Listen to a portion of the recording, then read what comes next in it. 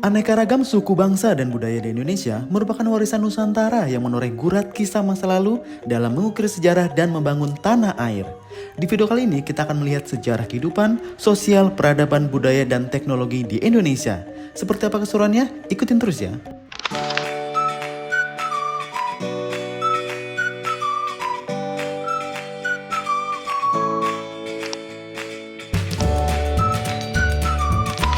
Museum Indonesia diresmikan tepat pada peringatan 5 tahun berdirinya Taman Mini Indonesia Indah pada tahun 1980. Museum ini merupakan gagasan dari Ibu Tien Soeharto dengan dukungan dan kerjasama dari berbagai pihak, pemerintah, swasta, dan masyarakat. Pada saat itu, Ibu Negara menghimbau dan menggerakkan hati masyarakat agar menyerahkan berbagai benda-benda budaya unggulan dari semua daerah untuk menjadi koleksi Museum Indonesia. Museum bukan sekedar gedung megah yang menyimpan dan memamerkan benda-benda koleksi. Keberadaan Museum Indonesia ditujukan sebagai tempat yang menyajikan cerita, kekuatan, dan ketangguhan Bhinneka Tunggal Ika dalam perjalanan sebuah bangsa. Sajian tentang sejarah dan peradaban bangsa merupakan pembelajaran dalam berbangsa di masa kini dan masa depan. Teknik lukisan di atas kaca sudah lama dikenal serta digunakan oleh para seniman tradisional di Jawa, Bali, dan di berbagai tempat lainnya di Indonesia. Keunikan teknik melukis di atas kaca adalah proses melukis yang dikerjakan dari belakang atau dari permukaan sebelah dalam dan menghasilkan efek warna yang rata, cerah, serta terlindung dari goresan atau gesekan. Lukisan peta Indonesia di atas kaca ini menggambarkan sebuah kekayaan, keindahan, keragaman flora dan fauna, serta keberagaman budaya dari berbagai suku bangsa di Indonesia. Beberapa alat musik tradisional Nusantara diyakini memiliki akar dan berasal dari masa sebelum era Hindu-Buddha atau masuknya Islam ke wilayah Nusantara. Bukti tertua tentang keberadaan alat musik di Nusantara terdapat pada relief Candi Borobudur. Keberagaman alat musik di Nusantara tidak hanya menunjukkan kehebatan masyarakat Nusantara dalam mengelola bunyi dan suara, tetapi juga sebagai wujud adanya hubungan dengan budaya luar melalui perdagangan, migrasi, maupun invasi. Alat musik Nusantara juga digunakan dalam ranah pemujaan dan pengobatan. Bunyi dan suara yang dihasilkan dari alat musik juga berfungsi sebagai media pembelajaran dari nilai tradisi dari generasi ke generasi. Sebagai seni pertunjukan dan menjadi identitas kelompok pendukung wujud kebudayaan tersebut. Sejak abad keempat hingga 5 Masehi, penduduk Nusantara telah mengenal budaya tulis-menulis. Masyarakat menggunakan berbagai jenis media seperti batu, daun lontar, tulang, kayu, dan tembikar dalam menuliskan pesan-pesan penting. Setiap jenis media memiliki tujuan khusus untuk menyimpan informasi dan terkadang topik yang penting hanya ditulis pada media tertentu. Isi gambar dan tulisan juga dipengaruhi oleh adat dan nilai-nilai kearifan lokal. Secara umum, cerita dan pesan dalam berbagai media ini mencakup sastra, agama, kepercayaan, sejarah, tradisi, dan pengetahuan tradisional. Memasuki dunia seni Indonesia, berbagai bentuk dan warna serta detail yang rumit mencerminkan kekayaan budaya Nusantara. Seni Indonesia memamerkan keragaman bentuk ekspresi artistik yang telah berkembang di seluruh kepulauan Indonesia. Munculnya seni keindahan sudah berlangsung sejak ribuan tahun lalu, berawal dari goresan yang terdapat pada biota laut dan gambar cadas pada dinding-dinding goa prasejarah di Indonesia. Menyelami ranah seni 3 dimensi, kita bisa menangkap esensi kehidupan, mitologi, dan tradisi. Keahlian para pematung saat mereka mengubah bahan mentah menjadi figur dan bentuk yang memikat, membuat kita kagum terhadap makna seni 3 dimensi dalam budaya Nusantara dan kisah-kisah yang dihadirkan oleh karya-karya tersebut. Seni juga menjadi jantung dalam ritual dan upacara di Indonesia, di mana seni berpadu dengan spiritualitas. Di sini, seni memainkan peran penting dalam praktik-praktik dan upacara suci di berbagai budaya Indonesia. Dari topeng ukir yang rumit hingga patung-patung yang dirancang secara detail, menghasilkan perpaduan ekspresi artistik dan pengabdian keagamaan yang menghidupkan ritual-ritual tersebut. Dalam era kekinian, karya seni juga menjadi komoditi ekonomi dalam dunia perdagangan yang menjadi keberlanjutan dari tradisi perdagangan maritim pada masa lalu. Sejak zaman prasejarah, manusia telah menunjukkan pengetahuan dan keterampilan dalam upaya bertahan hidup. Peralatan dan perlengkapan yang digunakan untuk bertahan hidup telah berkembang selama ribuan tahun untuk menghadapi berbagai tantangan yang ditimbulkan oleh alam dan manusia. Kreativitas, adaptabilitas, dan ketahanan manusia telah memainkan peran penting dalam menciptakan berbagai senjata dan alat sehari-hari. Dari kecerdikan dalam membuat busur dan anak panah untuk bertahan dan berburu, hingga desain unik mandau yang mampu memberikan pelindungan dan agresi. Kekayaan dan keragaman alat yang kita warisi mencerminkan kemampuan manusia beradaptasi dan berkembang.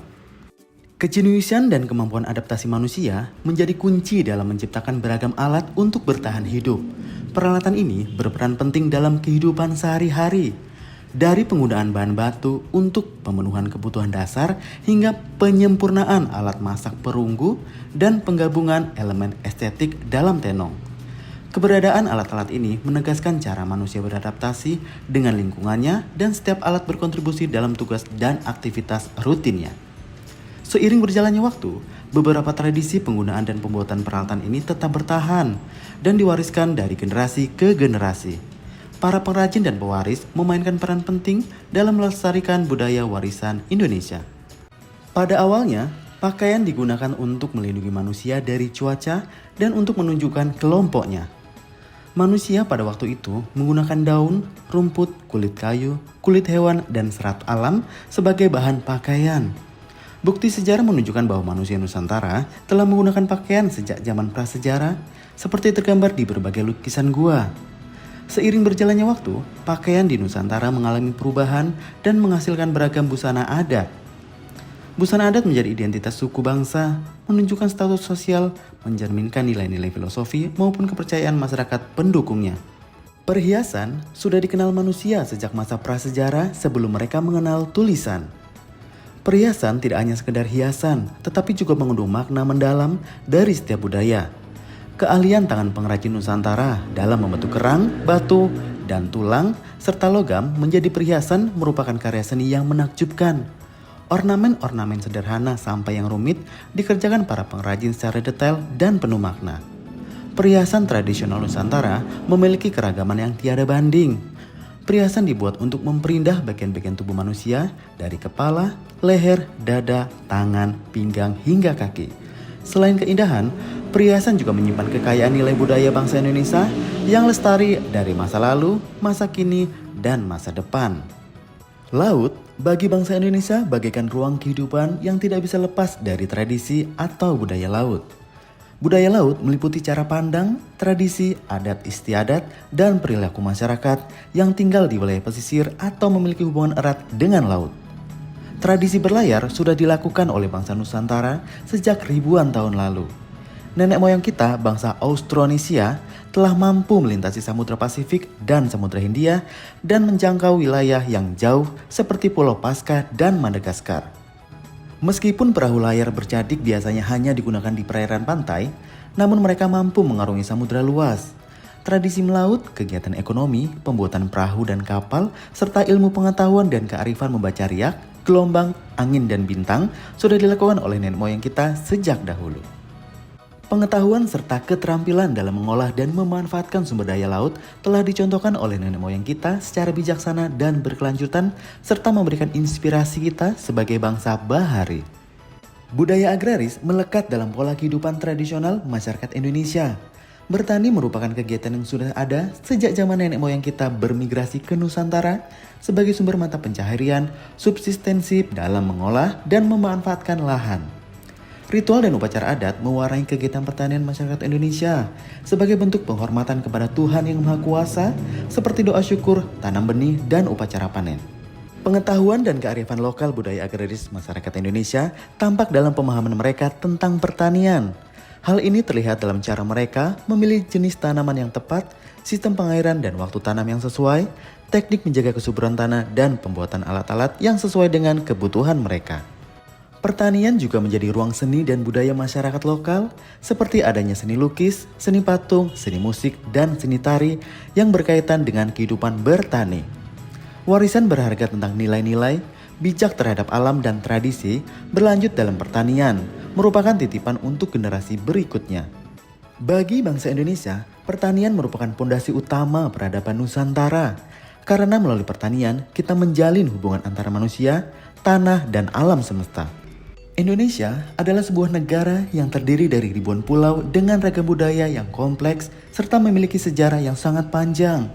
Sepanjang sejarah, topeng memiliki peran integral dalam berbagai aspek kehidupan, mulai dari upacara adat, keagamaan, hingga berbagai acara sosial dan seni pertunjukan. Topeng bukan hanya sekedar objek, tetapi juga merupakan portal yang menghubungkan kita dengan masa lalu, mewujudkan kisah-kisah dan semangat generasi yang telah mendahului kita. Pada mulanya, topeng digunakan untuk menyembunyikan identitas asli pemakainya dan bukan untuk memerankan tokoh tertentu dalam sebuah lakon. Dalam seni pertunjukan, topeng merupakan atribut yang digunakan oleh para penari atau pemainnya. Topeng menjadi media untuk menyampaikan berbagai pesan, cerita, mitos, legenda, dan kisah-kisah penting dalam masyarakat pendukungnya. Seiring dengan perkembangan zaman, topeng juga menjadi ornamen hiasan maupun dekorasi. Melalui pameran ini, kita akan menjumpai berbagai macam topeng yang mewakili daerah, komunitas, maupun budaya yang berbeda. Dengan perhatian yang luar biasa terhadap detail dan pemahaman yang mendalam tentang simbolisme, para seniman Indonesia telah menciptakan topeng untuk menyampaikan kekhasan dan keunikan dari berbagai daerah. Desain, warna, dan bahan yang digunakan dipilih untuk menyampaikan makna khusus dan membangkitkan emosi yang beresonansi sepanjang waktu. Topeng merupakan hasil keterampilan pengrajin yang mampu merangkai pesan dari tokoh-tokoh mitologi, sejarah, nilai, dan norma yang dihayati oleh komunitas pendukungnya. Setiap topeng dibuat dengan teliti untuk mempresentasikan beragam karakter dengan ciri khas, kepribadian, dan emosi. Selain sebagai karya seni, topeng juga berfungsi sebagai media dalam upacara dan ritual keagamaan. Bagi masyarakat yang meyakini ada topeng-topeng yang mengandung kekuatan magis, sehingga hanya individu dengan kekuatan supranatural tertentu yang memakainya. Topeng Nusantara adalah bentuk penceritaan yang melampaui batas waktu dan bahasa. Topeng mencerminkan keyakinan dan narasi yang dipegang teguh oleh masyarakat, serta mengundang kita merenungkan relevansinya dalam konteks masa kini. Kehadiran topeng juga menjadi bagian penting dalam berbagai acara seni yang menghidupkan kembali cerita-cerita masa lalu. Dalam kehidupan sosial budaya masyarakat pendukungnya, topeng Nusantara memiliki peranan yang sangat penting. Topeng bukan hanya sebagai karya puncak masyarakat pendukungnya, tetapi juga menjadi alat pembelajaran bagi generasi penerus tradisi hingga kini. Melalui pertunjukan topeng, kita diajak untuk menghargai para pengrajin topeng serta mengapresiasi nilai-nilai yang diwariskan sebagai pondasi dalam melestarikan warisan budaya yang berharga. Kain merupakan jalinan benang melalui teknik tenun. Makna nilai adati dari sehelai kain ditentukan oleh teknik pembuatannya. Semakin sulit membuatnya, maka semakin tinggi nilai adatinya. Ragam hias dalam sehelai kain mengandung makna simbolik, pesan-pesan yang berkaitan dengan kehidupan sehari-hari, dan cerminan nilai budaya masyarakat pembuatnya. Sebagian besar ragam hias dalam kain tenun representasi dari bentuk flora dan fauna yang terdapat di sekitaran lingkungannya. Kain tenun dengan ragam hias tertentu juga menjadi simbol status bagi pemakainya, membawa pesan dan doa restu, berkat bagi penerimanya, serta sebagai penyembuh dan penolak bala. Kain tenun Nusantara sebagai kain adati memiliki peran penting sejak lahir hingga kematian. Setiap suku bangsa memiliki kain adati yang hanya dipergunakan dalam berbagai upacara yang berkaitan dengan siklus kehidupan. Keterkaitan kain tenun dalam siklus kehidupan tidak hanya melanjutkan tradisi, tetapi sekaligus menjadi identitas, selebrasi, dan menjaga kelangsungan adati di masa datang. Dalam helaian tenun terdapat warna dan corak yang indah, simbolisme mendalam yang merangkul nilai-nilai kekuasaan, warisan budaya, dan tanggung jawab para raja dan kepala suku. Setiap benang yang dipintal dan setiap pola yang terjalin dalam kain adati membuat cerita masa lalu dan makna kepemimpinan dalam masyarakat. Kain adati selalu memiliki tempat khusus dalam sejarah sebagai tanda kekuasaan dan status. Raja-raja zaman dahulu mengenakan tenun ikat sebagai simbol otoritas mereka.